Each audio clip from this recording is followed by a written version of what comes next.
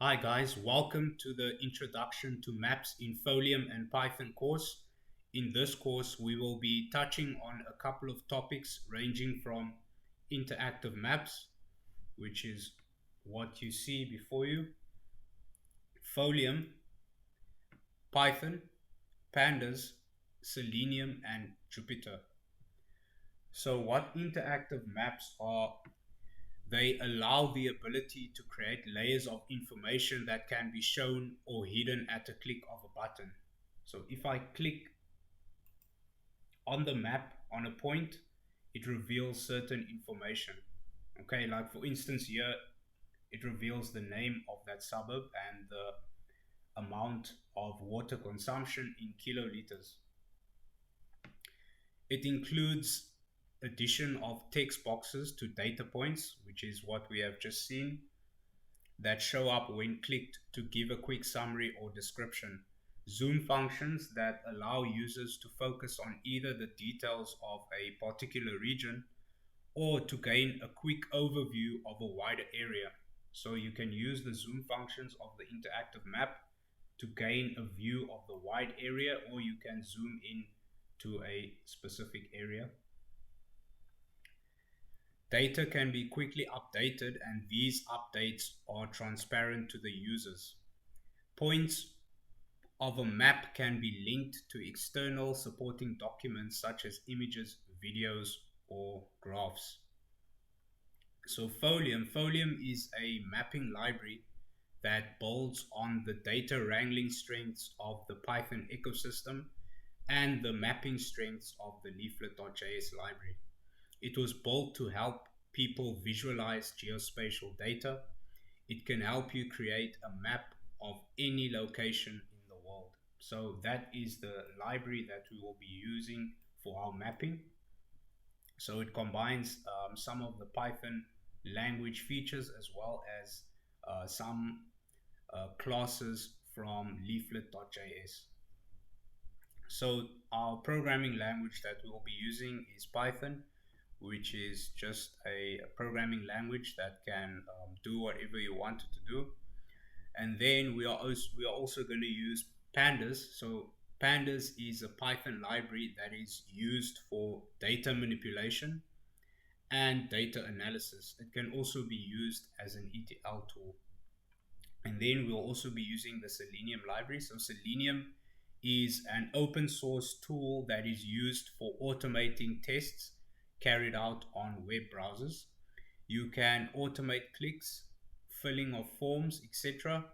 Basically anything that you would do to interact with pages, Selenium can do that without human intervention. And then we are going to be working in an environment called Jupyter.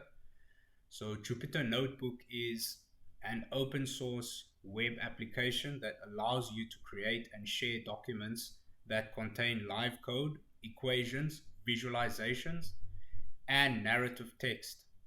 Uses include data cleaning and transformation, numerical simulation, statistical modeling, data visualization, machine learning, and much more.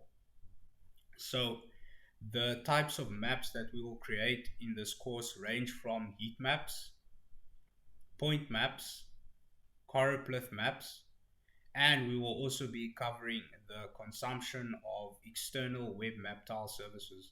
So the web map tile services will allow us to consume tile base maps that we can use in our application using the web service URL.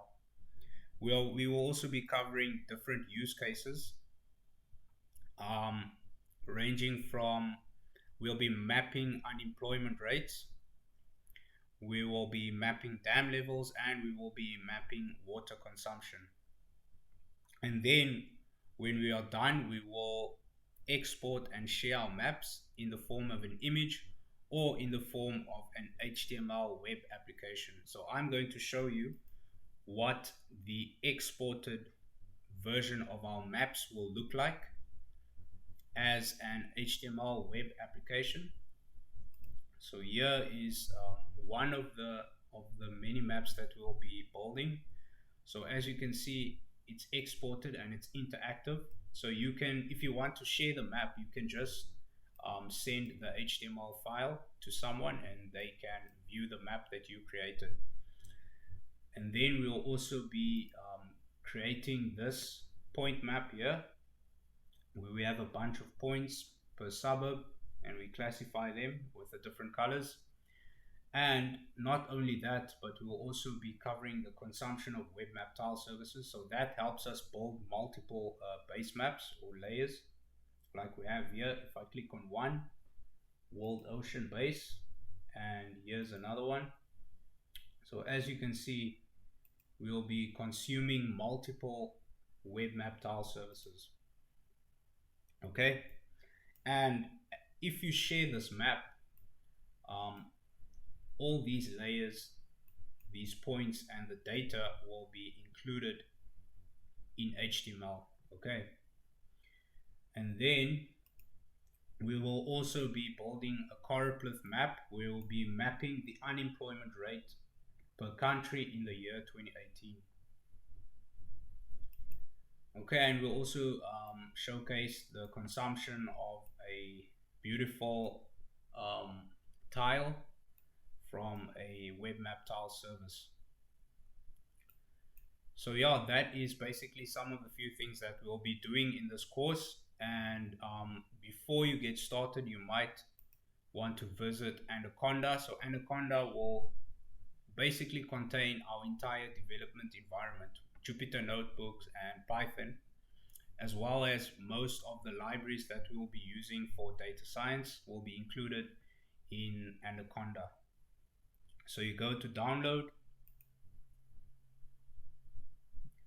and then you select Windows, which is my operating system, or you can use Linux or Mac, and then you just download and install the environment, and you will be able to have a Python environment to work in, as well as Jupyter Notebook. So thanks a lot, guys. That marks the end of the introduction video to this course, and I hope you guys will enjoy it and learn a lot from it. So thanks for tuning in. I'll see you guys in the next video.